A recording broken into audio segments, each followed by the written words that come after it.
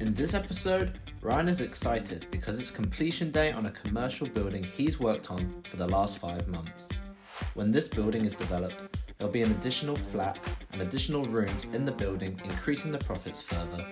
Once developed, this building will generate 100% more revenue than its former owner has achieved by doing things differently, even during the pandemic. Visit www.propertycrashcourse.com to learn more. It's 100% free.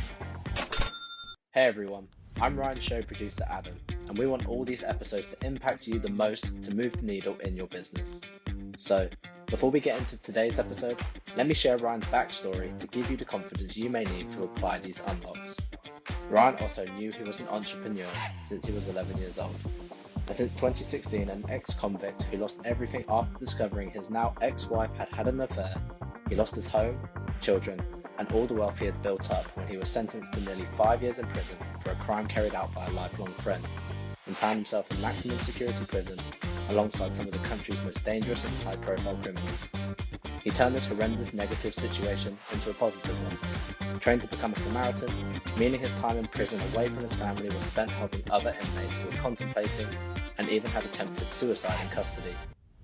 Ryan left custody with £175,000 worth of debt, and has gone on to build a multi-million-pound portfolio in property, with his 4th hotel acquired since April 2020 during the pandemic and recession, with residential and commercial investment properties in the UK and Malta. Looking back, Ryan was nothing special.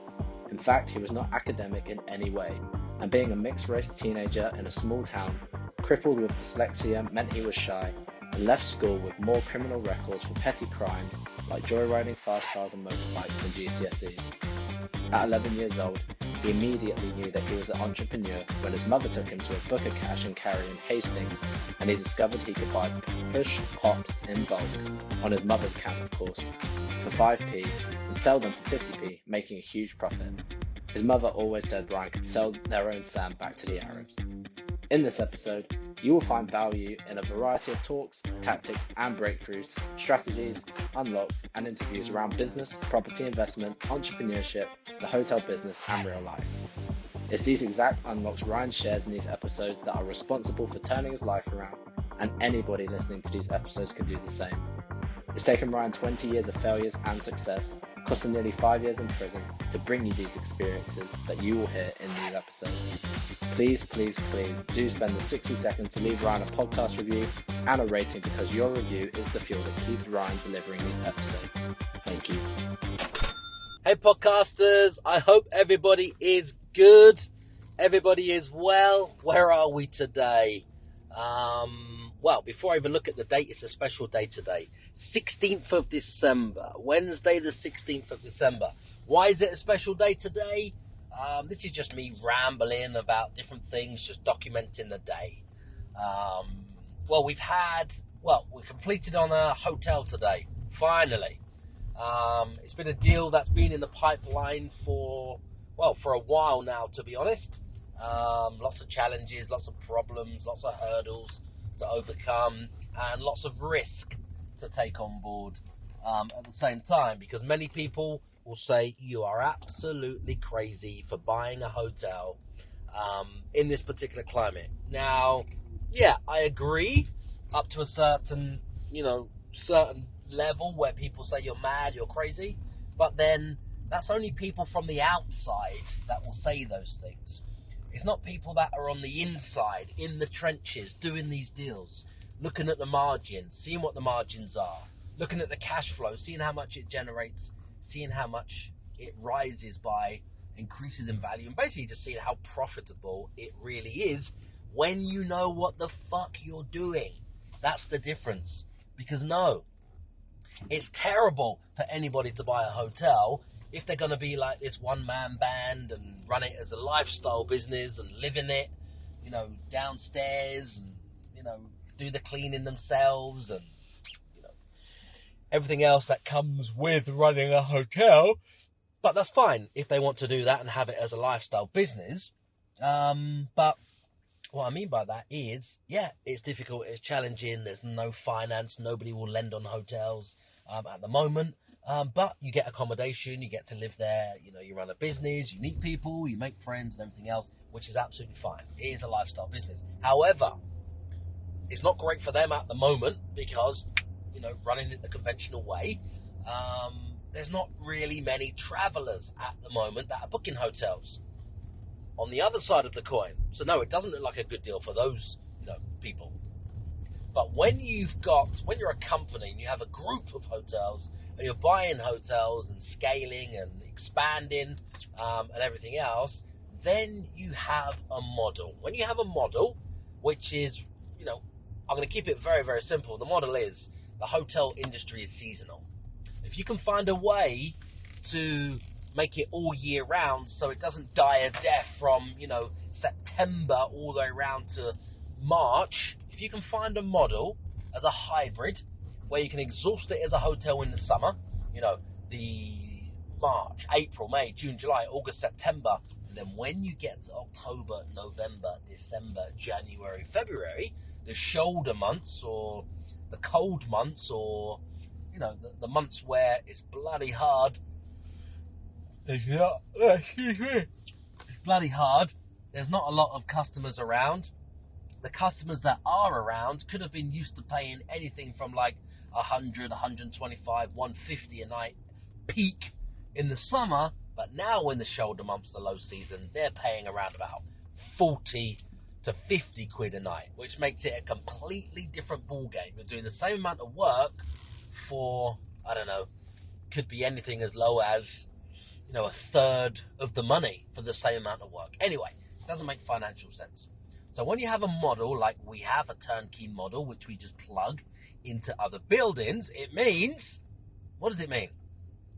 It means in the shoulder months, in the winter months, you can still earn very good returns.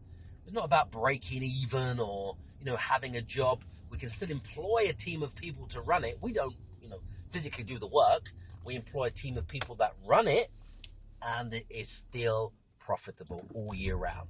So when you look at it on that side of the coin, it's always a good time to buy a hotel. Doesn't matter what climate you're in, good climate, bad climate, low season, high season, recessions. It doesn't matter what climate you're in, it's always a good time to buy a hotel. So anyway, on a tangent there, today we completed on another hotel deal. So really excited about that. Excuse me. For some reason, when I record this podcast in my car, maybe it's the air.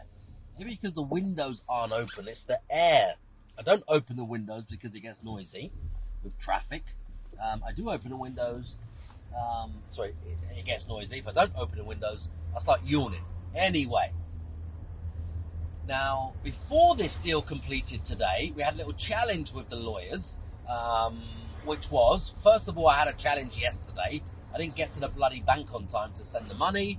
I got to the bank, it was closed, so I had to send it this morning, chaps, and I had to obviously pay extra for that, so it was guaranteed there the same day. However, excuse me, that was the first challenge. The second challenge today was, I ring the lawyers in the afternoon just to get an update, see where we are, have we completed, etc. And they say, oh, something very odd. We've sent all the funds, everything else, but the landlord, his solicitor, hasn't signed one particular document. We're like, okay. So what does that actually mean for us? He's like, well, they've asked us if we can get the landlord to sign this document, but we're not acting for the landlord. And all along, it's as if my bloody lawyer has been doing more work than he should be doing because we're picking up the pieces. Wow. Excuse me. He's been picking up the pieces from the landlord's lawyer. Just things that the landlord's lawyer should be doing, hasn't done. And he's like, oh, can you do it? Can you do it? So it's ended up that we've been bloody doing it, doing these extra things. Anyway, what does this parking zone say? I'm trying to park here. What does it say? No parking at any time. Oh, Monday to Saturday. I'm parking here.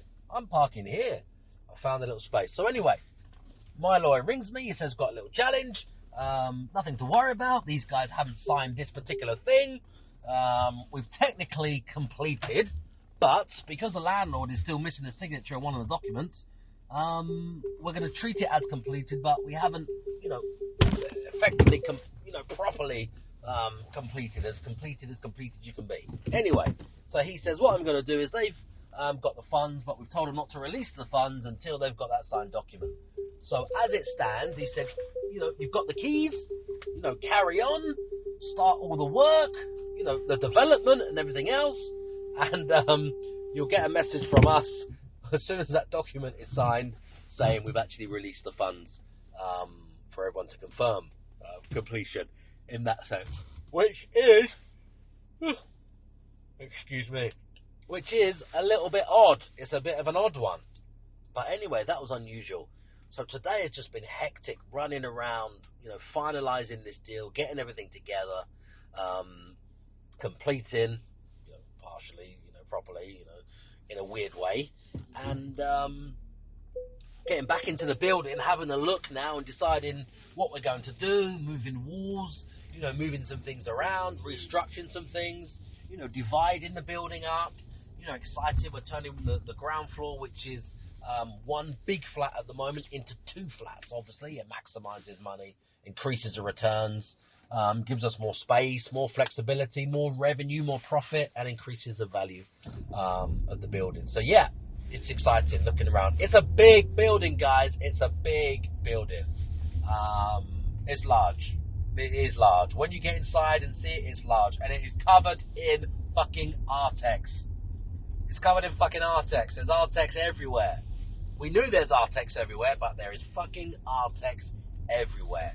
So we've done some test patches today with some easy fill. We've got the plasterer coming to skim everywhere. In the meantime, yeah, we're just having a little go with some easy fill, seeing what it comes out like. So yeah, today's a good day, 16th of December. Completion day on another hotel deal. This is now the fourth acquisition as a hotel that we have had this year. This year, not even from the start of the year, since March this year. This is the fourth hotel we've acquired this year. So yeah, everything's moving in the right direction. We can't complain. Lots of offers we're putting in. Many are getting considered. Several are getting agreed. Lots are getting declined. But as you guys know, it's just a numbers game. It's just a numbers game. The more offers you put in, more properties you see and view, and the more motivated the sellers are, or the vendors, or the owners, or the freeholders, or the leaseholders, the more motivated they are. So there's lots and lots and lots of deals out there, guys. Don't listen to anybody who's saying there's not a lot of deals out there. If you're struggling to find deals, you just need to switch up your strategy. You're obviously doing something wrong, or you haven't found that sweet spot yet. Anyway, that's my day. What have you done today? Let me know in the chat, or below this video, or if you're listening to this on the podcast. Let me know what you've done today. I'd love to hear your thoughts.